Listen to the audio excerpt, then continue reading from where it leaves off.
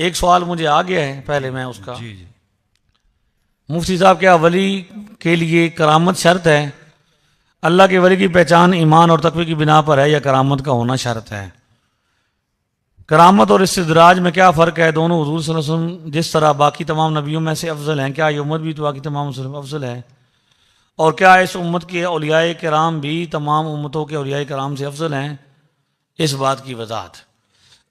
سب سے پہلی بات تو یہ ہے کہ کرامت ولی کے لیے شرط نہیں ہے، بلکہ ہمارے بزرگوں نے لکھا ہے، اعلیٰ حضرت نے لکھا ہے، حضرت جنید بغدادی رحمۃ اللہ علیہ کے بارے میں، کہ بندہ ان کی خدمت میں رہا اور کچھ عرصے کے بعد اس نے کہا کہ مجھے جانے دیجئے، مجھے اجازت دیجئے۔ فرمایا کیوں؟ تو اس نے کہا کہ میں آپ کے پاس اتنا عرصہ رہا ہوں، آپ کی کوئی کرامت ہے؟ تو آپ نے فرمایا کہ خلاف سنت کو کام دیکھا اتنا عرصہ؟ تو عرض کی بھئی کوئی نہیں۔ تو فرمایا سب سے بڑی کرامت یہی ہے۔ کرامت کا اظہار اللہ تعالیٰ کی جانب سے ہوتا ہے۔ دنیا کا کوئی کام بھی اللہ کی رضا کے بغیر، ذرہ بھی اللہ کی حرکت مرضی کے بغیر حرکت ہے۔ کرامت کا مطلب یہ نہیں ہے کہ یہ جو کہہ رہے ہیں نا کہ بھئی بابوں کو خدا کے مقابلے میں کھڑا کیا گیا۔ چھوٹے مرزا صاحب یہ کہتے ہیں نا کہ وہ کیا کہتے ہیں جی آپ نے بابوں کو کس کے مقابلے کھڑا کیا ہے؟ اللہ کے مقابلے۔ میں کہتا ہوں ہم نے کب کہا، کس بندے نے کہا کہ اللہ نہ بھی چاہے تو کرامت ہوتی ہے؟ اللہ نہ چاہے تو اللہ کا ولی مدد کر سکتا ہے؟ کس نے یہ کہا ہے؟ بلکہ ہمارا بابا کھڑی والا تو کہتا ہے اے محمد ٹھگ محمد، اے محمد چور، جس دا دنیا کلمہ پڑھ دی او محمد ہور۔ وہ کہہ رہے ہیں بھی نام میرا بھی محمد ہے اور کملی والے آقا کا بھی، آقا دو عالم کا بھی نام کیا ہے؟ لوگوں صرف نام ملتا جلتا ہے، نام ایک جیسا ہے۔ بات رہی مرتبے کی تو آقا آقا ہے اور غلام غلام ہے۔ کون کہتا ہے کہ بابا نبی کے مقابلے میں آیا یا خدا کے مقابلے میں آیا؟ تو اللہ کی مرضی سے ہوتی ہے۔ ڈیمانڈ کرنے والا بندہ، آپ قرآن کریم کو پڑھیں، میں وہ آیات جمع کر رہا ہوں اور ابھی بھی میں آپ کی لائبریری میں قرآن پاک کھول کے بیٹھا ہوا تھا، کہ پوری تاریخ عالم میں کسی مسلمان نے، مومن نے معجزے کا مطالبہ یا کرامت کا مطالبہ نہیں کیا کہ ہمارے سامنے یہ کام ہو تو ہم مانیں گے، بلکہ کافروں نے ہی، یہودیوں نے، منکروں نے ہی ہمیشہ ڈیمانڈ کی۔ یہ چوتھے پارے میں سورہ آل عمران ہے، اس کی آیت نمبر 183 ہے۔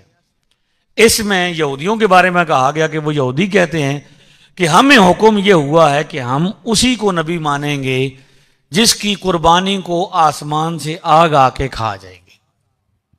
اب مجھے یہ بتائیے کہ یہودیوں کی یہ ڈیمانڈ تھی کہ نبی پاک ایک قربانی کریں اور ان کے سامنے آگ آسمان سے آئے، اس کو کھا جائے، اور وہ کیا کریں گے؟ اس کو مان جائیں گے۔ اللہ کے لیے یہ مشکل تھا، ناممکن تھا کہ نبی پاک کو فرماتا کہ ایک قربانی کیجئے، ہم آسمان سے آگ بھیجیں گے، یہودی سارے کیا ہو جائیں گے؟ مسلمان ہو جائیں گے۔ لیکن اللہ نے ایسا، اللہ فرماتا ہے انما الآیات عند اللہ، بے شک کرامتیں اور معجزات کس کی طرف سے ہیں؟ اللہ کی طرف سے ہیں، بندوں کی ڈیمانڈ پر نہیں ہوتی۔ جنہوں نے ڈیمانڈ کی کہ ہم چاند 2 ٹکڑے کر کے دکھائیں مان جائیں گے، انہوں نے مانا؟ اکثر کافروں نے ان کے سامنے کیا، اللہ فرماتا ہے تمہارے سامنے پچھلے نبی آتے رہے جن کی آسمان سے قربانیاں آ کے آگ کھاتی رہی، تم نے ان کو بھی کیا کیا؟ شہید کیا، جھٹلایا۔ لہذا ڈیمانڈ کرنے والا بندہ اللہ تعالیٰ خالق ہے، وہ جانتا ہے کہ یہ ماننے والے نہیں، یہ تو صرف کیا کریں گے؟ بس یہ صرف وہ انہوں نے کہا کہ ہمارے سامنے فرشتے نازل ہوں، فرشتے ان کے سامنے نازل ہوئے۔ جو ڈیمانڈ بھی انہوں نے کی، یعنی وہ کہتے تھے کہ کیمرہ لگائیں اور ہمارے سامنے ہو تو اب کیا کریں گے؟ مانیں گے۔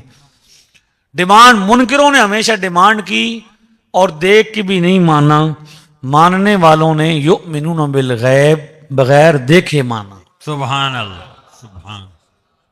صدیق اکبر سے کہا گیا کہ بھئی آپ کے رسول یہ فرماتے ہیں کہ ایک رات میں ہم مسجد اقصی سے مسجد حرام میں گئے ہیں، تو حضور نے فرمایا کہ جے سونے رسول محبوب فرما رہے ہیں تو پھر سچ ہی فرما۔ سبحان۔ یہ بھی نہیں کہا کہ میں جا کے پوچھ لیتا ہوں، بغیر ریسرچ کیے تحقیق کیے حضور کی جانب منسوب تھا تو فرمایا ہم کیا کرتے ہیں، مانتے ہیں۔ تو بغیر دیکھنے والے چھوٹے مرزا صاحب کو کیمرے کی آنکھ پر ایمان ہے، ہمیں رسول اللہ صلی اللہ علیہ وسلم کی اور اس کے خدا کے فرمان پر ایمان ہے۔ سبحان اللہ۔ وہ کہتے ہیں میں اس دن مانوں گا جس دن یہ بابے جو ہیں کیا کہیں وائٹ ہاؤس کو اٹھا کر مارگلہ کے پہاڑوں پر رکھ دیں، میں تب مانوں گا۔ ایک ملحد ہے جس کا نام اویس ہے، شاید لاہور کا ہے، اس نے جواب دیا چھوٹے مرزا صاحب کو، جس کے جواب میں چھوٹے مرزا صاحب نے کہا کہ وہ لا علاج ہے۔ وہ کیا ہے؟ ہاں جی، اس نے کہا مرزا صاحب آپ تو ولیوں کو نہیں مانتے کہ ولی کرامت نہیں دکھا رہے۔ وہ کیا کرتے ہیں، انہوں نے مارگلہ سے اس کو وائٹ ہاؤس کو مارگلہ پر نہیں رکھا، لیکن آپ خدا کو تو مانتے ہیں نا، تو آپ اللہ سے دعا کریں کہ اللہ وائٹ ہاؤس کو اٹھا کر مارگلہ کے پہاڑوں پر رکھ دے۔ جس طریقے سے ولیوں کو چیک کر رہے ہو اللہ کو وہ اسی طریقے سے سیلاب آیا اور کہا جی مزار ڈوب گئے، بابے اتنے تگڑے ہوتے تو مزار بچا لیتے، تو کیا سیلاب میں صرف مزار ڈوبے ہیں یا مسجدیں بھی ڈوبی ہیں؟ تو کل یہ بھی کہا جائے گا اصل میں یہ تو کہلوانا چاہتے ہیں، جی بالکل۔ لے کے کہاں جانا چاہتے ہیں کہ جس طریقے سے آپ ولیوں کو انکار کریں گے بعد میں کیا ہو جائے گا؟ اللہ کا انکار۔ بھئی آپ کہیں گے کہ بابا اگر کوئی ہے تو سامنے آئے ہمیں دکھائے، تو یہ تو کافر بھی نبی پاک کے بعد نبی پاک کو کہتے تھے کہ آپ کا اللہ ہمارے سامنے آئے، یہودی کہتے تھے ہمارے سامنے فرشتے نازل ہوں۔ یہ ڈیمانڈیں تو منکروں کی ہیں۔ ایمان کا مطلب دیکھ کے ماننے کا مطلب ہی نہیں ہے، اس لیے تو وہ ایمان معتبر نہیں۔ آخری کہ جب فرشتہ سامنے آ جائے گا، حدیث ہے نا بخاری شریف کہ غرغرہ کا ایمان معتبر نہیں، کیوں نہیں؟ فرعون بھی کہتا تھا کہ میں لایا ایمان، کہ موت دیکھ لی، فرشتہ آ گیا، سب کچھ سامنے آ گئی، اب وہ کہتا کہ میں ایمان لاتا ہوں۔ تو دیکھ کے ماننے والے کا تو ایمان ہی نہیں ہے۔ ایمان کا مزہ ہی، ایمان کا لطف ہی بن دیکھے ہے۔ لہذا بھائی ایک بندے نے کہا کہ داتا صاحب نے کیا کیا، وہ 65 میں تو داتا صاحب بم پکڑنے آئے تھے، چھوٹے مرزا صاحب کہتے ہیں 72 میں کہ نہیں، اس میں 71 میں نہیں آئے۔ میں نے کہا ملحد سے لیا ہے، یہ بات کہاں سے لی ہے؟ ملحد یہ بات نبی پاک کے بارے میں کہتا ہے کہ بدر میں تو فرشتے نازل ہوئے، اود میں کہاں چلے گئے تھے؟ وہ نبی پاک کے بارے میں کہتے ہیں، عیسیٰ علیہ السلام کے بارے میں کہتے ہیں کہ بھئی تمہارے نبی خود مردے زندہ کرتے تھے لیکن خود فوت ہو جاتے ہیں۔ آج کا منکر کہتا ہے چھوٹے مرزا صاحب کو کہ چھوٹے چھوٹے ساتھی کہتے ہیں کہ بابے خود مردے زندہ کرتے تھے لیکن خود کیا تھے؟ فوت ہو جاتے تھے۔ یہ بات وہ نبی پاک کے بارے میں کہتے ہیں کہ بابے دم کرتے ہیں تو کیا ہوتا ہے؟ آرام آ جاتا ہے، خود ڈاکٹر کے پاس جاتے ہیں۔ ملحد نبی پاک کے بارے میں کہتا ہے کہ نبی پاک صلی اللہ علیہ وسلم نے کیا کیا، کسی صحابی کی آنکھ ٹھیک کی، کسی کا بازو ٹھیک کیا، کسی کی ٹانگ ٹھیک کی، لیکن جب خود احد میں دندان مبارک شہید ہوئے تو وہ کڑی تک نہیں نکال سکے، وہ بھی دوسرے کو کہی۔ سمجھ آ گئی ہے کہ کہاں سے شروع کر رہے ہیں اور کہاں تک لے جانا چاہتے ہیں؟ لہذا ہم تو کہتے ہیں کہ اللہ کے ولی داتا صاحب کی بات، یہ جہاں پہ ملحد کیا لگاتا ہے، بدر کی جنگ لگاتا ہے، احد وہاں پہ یہ کیا کرتے ہیں 65 اور 71 لگاتے ہیں۔ ہم کہتے ہیں داتا صاحب اللہ کے ولی ہیں، اللہ کے بندے ہیں، اللہ کے حکم کے تابع ہیں۔ آپ سے کل کوئی کافر پوچھے کہ اللہ کس کی حکم کے تابع ہے، ہمیں تانا دیتے ہو نعوذ باللہ کہ تمہارے بزرگوں پر لعنت ہو کہ تمہارے حرم میں جو ہے وہ وہابی ہیں، وہ غیر بد مذہب تمہارے وہاں پہ قابض ہیں، تو کیا مسلمانوں کو تانا دو گے کہ مسجد اقصی میں کون قابض ہے؟ یہودیوں کے قبضے میں ہے۔ تو یہ بات نہیں ہے، بات یہ ہے کہ اللہ کا کام نہیں، بندوں کا کام نہیں کہ وہ اللہ کو آزمائیں، یہ اللہ کا کام ہے کہ وہ بندوں کو آزمائے۔ سبحان اللہ۔ کبھی وہ ولی کی کرامت ظاہر کرنے کے لیے، نبی کی شان ظاہر کرنے کے لیے معجزہ بھی دکھا دیتا ہے، اور کرامت کرامت بھی دکھا دیتا ہے، اور کبھی آزما بھی لیتا ہے۔ یہ اللہ تعالیٰ کی منشا اور مرضی ہے۔ ہم اللہ کو اپنے تابع نہیں کر سکتے، اللہ کے تابع ہونا ہے۔ ہم نے اللہ کے حکم کے، رب کو آرڈر نہیں دینا کہ تو دکھا، رب سے یہ عرض کرنی ہے کہ یا اللہ تو کرم فرما، تیری مرضی ہے، تو علی کل شیء قدیر ہے، تو جب چاہے جو کر۔ تو ولیوں کی کرامت اللہ کے حکم کے تابع ہے، جب چاہتا ہے۔ آج بھی غیر معمولی باتیں ہوتی ہیں کہ نہیں ہوتی؟ بے شک روٹین سے ہٹ کر جہاز سے گر کر بندہ بچ جاتا ہے گاڑی میں، تو یہ کیا کرامت نہیں ہے؟ اظہار قدرت نہیں ہے، خدا کی قدرت کا اظہار نہیں ہو رہا۔ تو اس لیے کرامت جو ہے وہ کیا ہے؟ وہ شرط نہیں ہے۔ بعض اوقات یہ ہوتا ہے کہ بھئی حضرت بایزید بستامی رحمۃ اللہ علیہ کے بارے میں علامہ ذہبی نے لکھا کہ ان کے بارے میں غلط باتیں منسوب ہیں۔ جو سند صحیح کے ساتھ بات منسوب ہے وہ یہ ہے کہ حضرت بایزید بستامی نے فرمایا کہ ایک بندہ سنت پر عمل نہیں کرتا اور وہ ہوا میں اڑ رہا ہے تو وہ ولی نہیں، وہ کرامت نہیں، وہ استدراج ہے، وہ شعبدہ باز ہے۔ بعض اوقات غیر مسلم بھی، کافر بھی کیا کرتا ہے؟ کوئی نہ کوئی شعبدہ۔ تو ولی ہونے کے لیے کرامت شرط نہیں ہے، سنت پر عمل ضروری ہے، تقوی اور طہارت پہچان ہے۔ ٹھیک ہو گیا جی؟ تو جس طرح باقی امتیں افضل ہیں، باقی انبیاء میں ہمارے نبی افضل ہیں، اسی طرح امتوں میں امت محمد بھی افضل ہے۔ بسم اللہ الرحمن الرحیم۔ توجہ فرمائیں، حاضرین میں سے جو بھی سوال کرنا چاہیں گے، کچھ سوالات ہمارے مفتی صاحب کے پاس موجود ہیں، باقی آپ کو خود بھی سوال کرنے کی اجازت ہے، مگر شفقت یہ فرمانی ہے کہ کوئی سوال رپیٹ نہیں ہونا چاہیے، اور جو بات پہلے ہو گئی ہے اس کو کافی سمجھیں، اور اس کے علاوہ کسی نے کوئی سوال پوچھنا ہوگا تو وہ بات کریں گے۔ میں اب قبلہ مفتی صاحب سے گزارش کروں گا کہ وہ جو سوالات ان کے پاس آ چکے ہیں وہ سوالات بتا دیں، اور پھر جس کو مائک چاہیے ہوگا وہ اشارہ کریں گے، ہمارے عبد الرحمن بھائی آپ کو مائک پہنچائیں گے اور آپ کھڑے ہو کر سوال کریں گے تاکہ سب کو سوال کا پتہ بھی چلے اور جو آپ کو بھی پتہ چلے۔ جزاک اللہ جی، بات میں دیتے ہیں۔ سوال نمبر 1، بلند آواز سے آمین کہنا اور رفع یدین کرنا، اس کا حدیث سے حوالہ دیں۔ بلند آواز سے نماز کے اندر آمین کہنا اور رفع یدین کرنا، اس کو احادیث مبارکہ سے حوالہ پیش کریں۔ ہاں جی، یہ پوچھنے والے نے کہا کہ اس کو احادیث سے آپ ثابت کریں بھئی بلند آواز سے کرنا چاہیے یا نہیں کرنا چاہیے۔ بلند آواز سے آمین کہنا تو ثابت نہیں ہے، ٹھیک ہے، لیکن آہستہ آمین کہنا ثابت ہے حدیث شریف سے، ٹھیک ہے، کہ وہ جو روایات ہیں امام بخاری نے بھی جو نقل کی ہے اس میں یہی ہے کہ بھئی فرشتے بھی کہتے ہیں اور تم بھی کہو، تو فرشتوں کی طرح جس کی آمین ہوگی وہ کیا ہوں گے؟ ان کو اللہ تعالیٰ پچھلے گناہ معاف فرما دے گا۔ تو فرشتوں کی آمین کی آواز آتی ہے نہیں، تو فرشتے بھی آہستہ کہتے ہیں، آپ نے بھی کیا کہنی ہے؟ ہاں جی، ہماری دلیل جو ہے آمین آہستہ کہنا ہے۔ ہم سے ہمارا مسلک پوچھیں، ٹھیک ہے۔ اب ایک بندہ کہتا ہے جی فرقے کیوں بنائے گئے؟ تو میں نے کہا فرقوں سے پوچھو، ہم تو فرقہ نہیں، ہم نے نہ بنایا ہے نہ فرقہ پرستی کے قائل ہیں۔ ہم آمین اونچی نہیں کہتے، ہم آہستہ کہتے ہیں۔ ہم سے آہستہ کے بارے میں پوچھیں تو یہ میں نے یہ کتاب میں، ہماری یہ کتاب مسائل نماز آپ نے دیکھی سنی ہوگی، اس میں 63 روایات سیاستہ سے جمع کی ہیں تاکہ اگر کسی بندے کو، ہماری نماز پہلی صدی کی ہے، سیاستہ تیسری صدی کی ہے، جب سیاستہ نہیں تھی نا اس وقت بھی ہماری نماز، لوگ نماز پڑھتے تھے کہ نہیں پڑھتے تھے؟ ٹھیک ہے، 3 صدیاں پہلے۔ تو یہ صرف ان لوگوں کے لیے ہے جنہیں ریکارڈ چاہیے، جو کہتے ہیں کہ سیاستہ سے دکھائیں، ٹھیک ہے۔ ہمارے عمل کے لیے کسی کتاب کی حاجت نہیں ہے، ہم خود حجت ہیں۔ وہ کیسے؟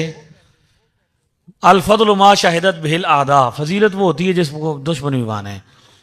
چھوٹے مرزا صاحب سے ایک بندے نے ایک پروگرام میں جو ہو رہا تھا ان کا پوڈ کاسٹ، اس میں وہ بار بار کہہ رہے تھے کہ عبد القادر جیلانی، میں کیا جانوں کہ وہ تھے، پتہ نہیں، کہتے ہیں کہ عبد القادر جیلانی تھے بھی کہ نہیں تھے، دنیا پر تھا بھی کوئی بندہ کہ نہیں تھا۔ بندہ بڑا سیانا تھا، اس نے کہا کہ کل کو اگر یہ کہے کہ امام بخاری کی کتاب امام بخاری کی نہیں ہے یا امام بخاری دنیا پر نہیں تھے، کیونکہ آپ کے سامنے تو نہ امام بخاری ہیں، نہ انہوں نے بخاری لکھی ہے، نہ آپ کے ہاتھ میں دیکھے گئے ہیں، تو آپ کے پاس کیا دلیل ہے؟ تو دلیل کیا دی؟ یہ ہوتا ہے کہ جھوٹا بھی کبھی کبھی سچ بول ہی دیتا ہے. تو کہتے ہیں بھی اہل سنت مانتے ہیں کہ امام بخاری تھی اور بخاری ان کی کتاب ہے. میں نے کہا اس کا مطلب ہے کہ اہل سنت نے مانا بخاری کو، تب ثابت ہوئی. ٹھیک ہے، ہمارے ماننے سے یہ ثابت ہوئی ہے، لے کے بھی تو ہم ہی آئے ہیں نا، بخاری سے تو آپ کی ملاقات نہیں ہوئی. ہم نہ مانتے نا تو یہ ثابت بھی نہیں ہونی تھی. اس کا مطلب ہے کہ اصل دلیل ہم ہیں، سبیل المومنین. اصل دلیل کون ہے؟ وہ ہم ہیں. تو اہل سنت صرف یہ نہیں مانتے کہ امام بخاری کی کتاب امام بخاری کی ہے، اہل سنت یہ بھی مانتے ہیں کہ غوث اعظم درمیان اولیاء چو محمد درمیان انبیاء. اہل سنت یہ بھی مانتے ہیں کہ پیر میرا دمڑیاں والا، پیرا شاہ کلندر ہر مشکل وچ مدد کریندا دوئیں جہانے اندر. تو ہمارا عمل جو ہے وہ صرف دلیل جس کو چاہیے حدیث اس کو میں پیش کر رہا ہوں، ورنہ ہم سنت پر عمل کرتے ہیں. اور سنت کتاب کا نام نہیں، سنت پریکٹیکل ہے جو پہلی صدی سے 14ویں تک ہم تک پریکٹیکلی پہنچی ہے.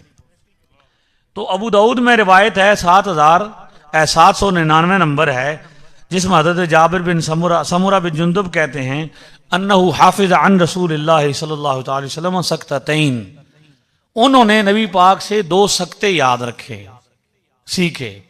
سکتہ کیا ہوتا ہے؟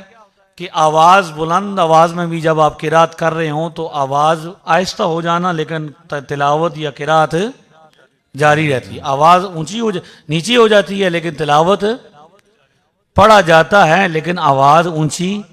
اس کو کیا کہتے ہیں؟ سکتہ. تو نبی کریم علیہ الصلوۃ والسلام نماز میں 2 سکتے فرماتے تھے. کتنے؟ سکتتن اذا کبرا، پہلا سکتہ جب فرماتے تھے جب آپ تکبیر تحریمہ فرماتے، ارشاد فرماتے، یعنی تکبیر تحریمہ کے بعد فوراً ہاتھ باندھے جاتے ہیں، اس کے بعد کیا پڑھا جاتا ہے؟ ثنا. تو ثنا سنائی دیتی ہے، تو آپ اس وقت ثنا پڑھتے تھے اور اس کو کیا کرتے تھے؟ آہستہ پڑھتے تھے. اور دوسرا سکتتن اذا فرغ من قراءت غیر المغضوب علیہم الضالین، جب آپ والضالین ارشاد فرما لیتے، پڑھ لیتے، اس کے بعد کیا کرتے تھے؟ سکتہ فرماتے تھے. تو اس میں کیا کہا جاتا ہے؟ تو جس طرح ثنا آہستہ پڑھتے تھے حضور، اسی طرح آمین بھی آہستہ پڑھتے تھے. یہ ہماری دلیل ابو داؤد شریف میں موجود ہے. عمل پہلی صدی کا ہے، 300 سال بعد جا کے امام ابو داؤد نے اپنی کتاب میں درج کیا ہے. اینڈ دسیا کرو کہ ساڑا عمل کتنے ہے؟ پہلی صدی کا، 300 سال بعد جا کے امام بخاری نے اپنی کتاب میں لکھا ہے، تاکہ تاریخ تو پتہ چلے نا بھئی یہ جن پر ایمان لانے کا حکم دیا جا رہا ہے، ماننا اور ہوتا ہے اور ایکسیپٹ کرنا اور ہوتا ہے. ایکسیپٹ کرنا اور بلیو کرنا فرق ہے. تو ایک یہ تھا جی قرات والا، دوسرا کیا تھا؟ رفع یدین. بھئی رفع یدین کا مطلب یہ ہے کہ نماز میں رفع یدین کرنا، اس پر ہماری تفصیلی ویڈیو موجود ہیں، ہمارے مکالمے موجود ہیں. یہاں پہ میں خلاصہ عرض کرتا ہوں، وقت بڑا ہو گیا ہے، کہ رفع الیدین کی جتنی بھی روایتیں ہیں وہ سب کیا ہیں؟ صحابہ کے اقوال ہیں. نبی پاک کا ان میں ایک بھی قول شریف نہیں ہے. پوری دلیری سے ایک قول بھی اس میں نبی پاک کا، سب صحابہ کے اقوال ہیں کہ صحابی بتاتے ہیں حضور نے رفع الیدین کیا. اس میں بھی اختلاف ہے، کہیں پہ سجدے کے درمیان بھی ہے، کہیں پہ رکوع کے درمیان، اور ایک مقام میں ایک روایت ہے جہاں پہ ہر تکبیر پر بھی رفع یدین ہے.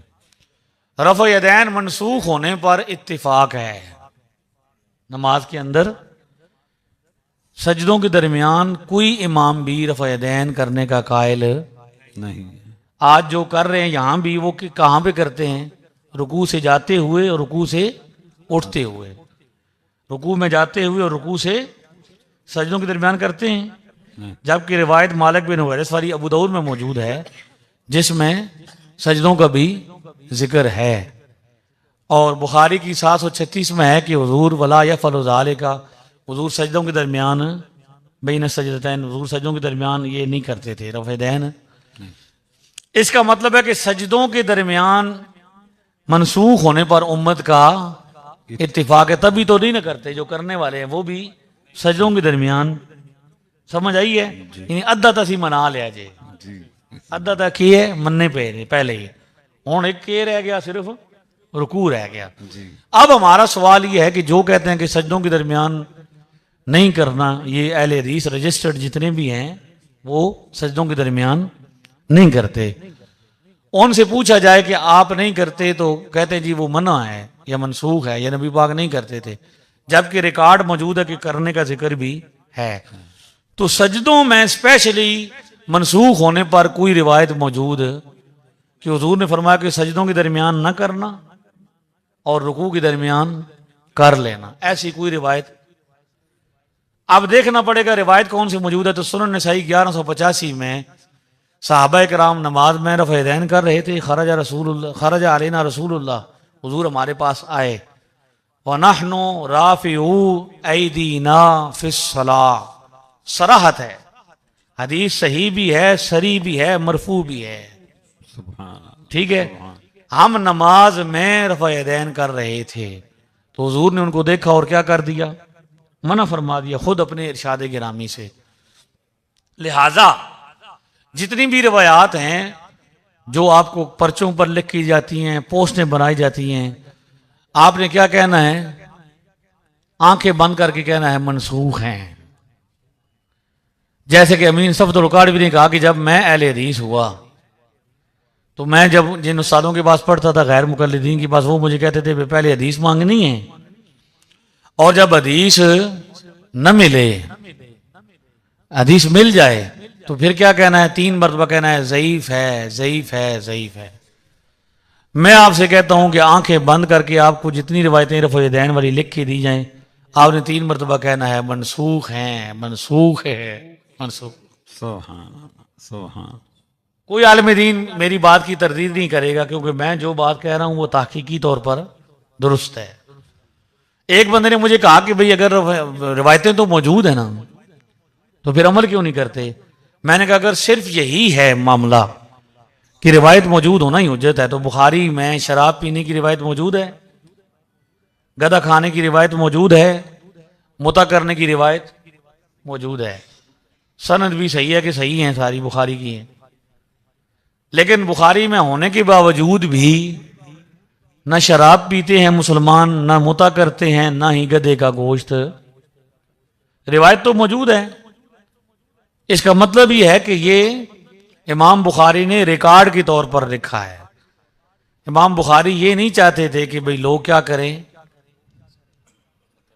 متع شروع کر دیں یا شراب نعوذ باللہ پئیں یا کیا کریں، گدھا کھانا شروع کر دیں. انہوں نے ایک ریکارڈ کے طور پر، فن کے طور پر حدیث کو جمع کیا ہے تاکہ لوگوں کو پتہ چلے کہ اسلام کے اولین دور میں کیا کیا ہوتا رہا، معلومات کے لیے. مجھے کہتا ہے امام بخاری خود کرتے تھے. میں نے کہا میری تو ملاقات نہیں ہوئی، شاید آپ کی ہوئی ہو تو پوچھ لیجئے گا. کہتا نہیں انہوں نے رفع دین. میں نے کہا رفع دین کی جو ان کی کتاب ہے بخاری، اس میں تو رفع دین کا یہ نہیں بھی انہوں نے ریکارڈ کے طور پہ، اس میں تو شراب کا بھی ہے. جب ہم بتا رہے ہیں کہ بھئی وہ منع ہو گیا ہے تو کہتا جی وہ تو انہوں نے وہ لکھی ہے کتاب جو ہے جز رفع الیدین. میں نے کہا ان کی کتاب نہیں ہے، بعد میں منسوخ کی گئی ہے. ہاں اگر ریکارڈ دیکھنا ہے تو بخارا چلے جاؤ، آج بھی امام بخاری کا مزار بھی ہے، گنبد بھی بنا ہوا ہے، وہاں پہ مسجد ہے جہاں پہ لوگ نماز پڑھتے ہیں. اب بھی امام بخاری کا خاندان موجود ہے، وہ سارے بغیر رفع یدین کی نماز پڑھتے ہیں. سبحان اللہ، سبحان اللہ. ٹھیک ہو گیا. تو نبی پاک نے منع کر دیا. اب مجھے بتائیے کہ ایک کام مسلسل ہوتا رہا پہلے، ٹھیک ہے، منع کرنے کے لیے کتنی بار حضور کو فرمانا پڑے گا؟ صحابہ کو حضور کتنی بار فرماتے تھے کہ نہیں کرنا؟ ایک بار. تو عمل کرتے تھے کہ نہیں کرتے تھے؟ مجھے ایک بندہ کہتا ہے کہ میری روایتیں زیادہ ہیں، آپ کی صرف ایک ہے. میں کہ وہ ترکڑی پر وزن کرنا ہے یا حدیثوں کا مقابلہ کرانا ہے؟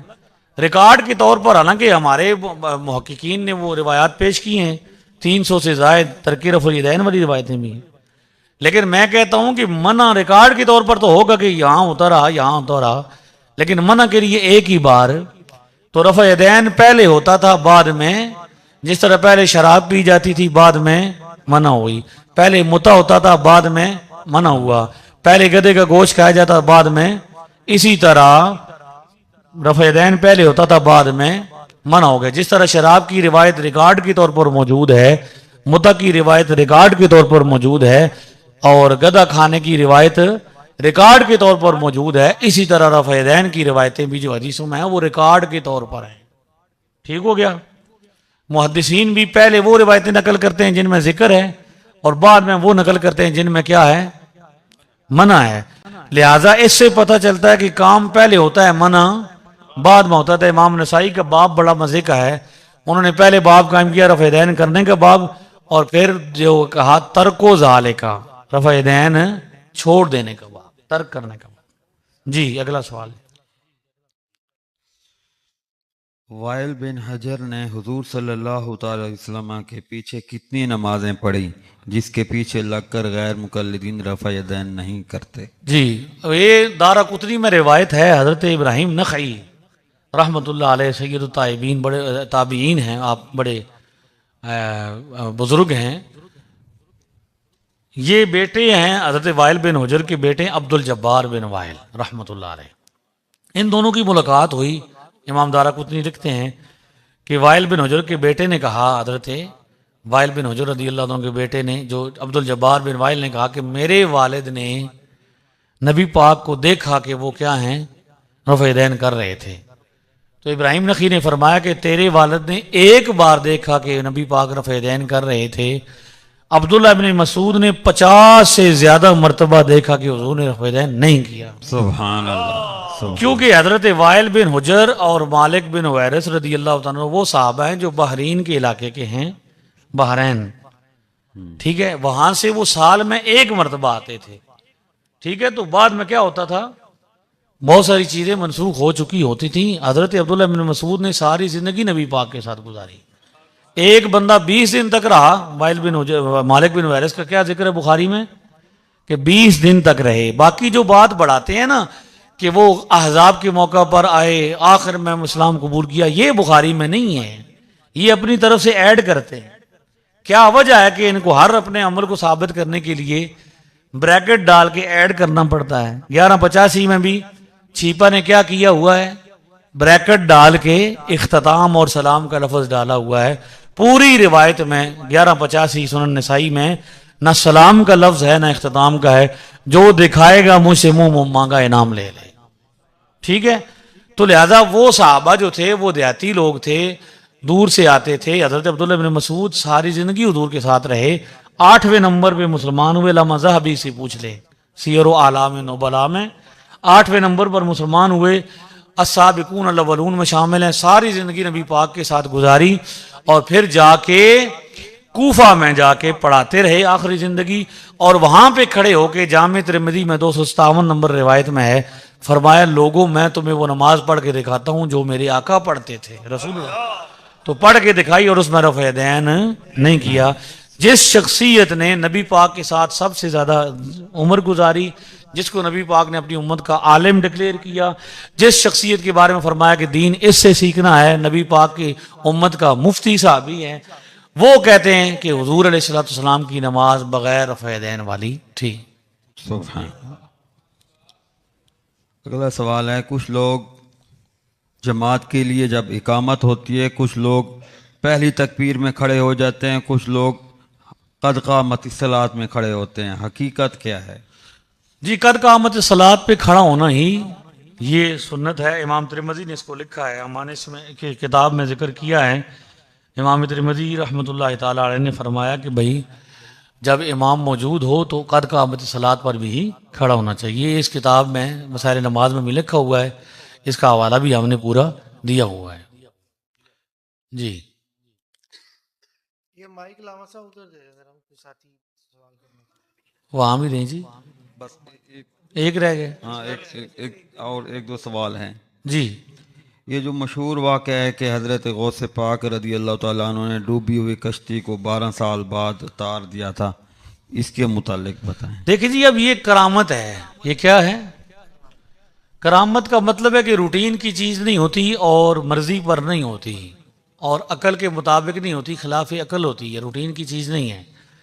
بغیر باپ کے بیٹا پیدا نہیں ہوتا، لیکن سیدہ مریم کی کرامت ہے کہ بغیر باپ کے بیٹا پیدا ہوا کہ نہیں ہوا۔ تو روٹین میں تو ایسا نہیں نہ ہوتا۔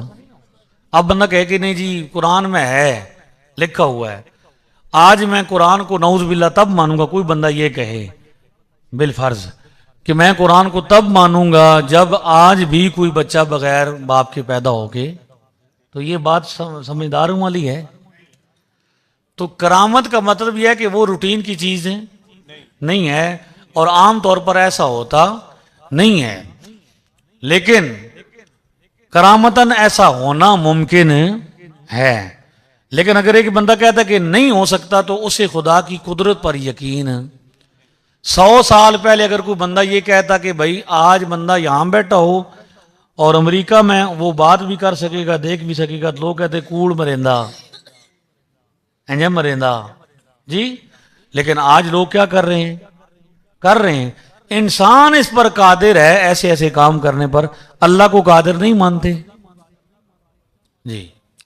اگلا سوال ہے، امام ابو حنیفہ رضی اللہ تعالیٰ عنہ نبی پاک صلی اللہ تعالی وسلم کے والدین کریمین کے بارے میں عقیدہ رکھتے تھے، وضاحت فرمائیں۔ مرزا نے یہ ثابت کیا کہ وہ والدین کریمین کے بارے میں عقیدہ ان کا درست نہیں تھا۔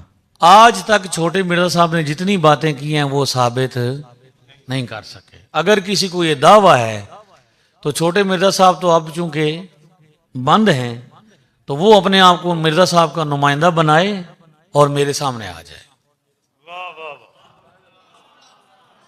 ٹھیک ہے؟ نہ لڑائی ہوگی نہ جھگڑا ہوگا، دلیل سے بات ہوگی۔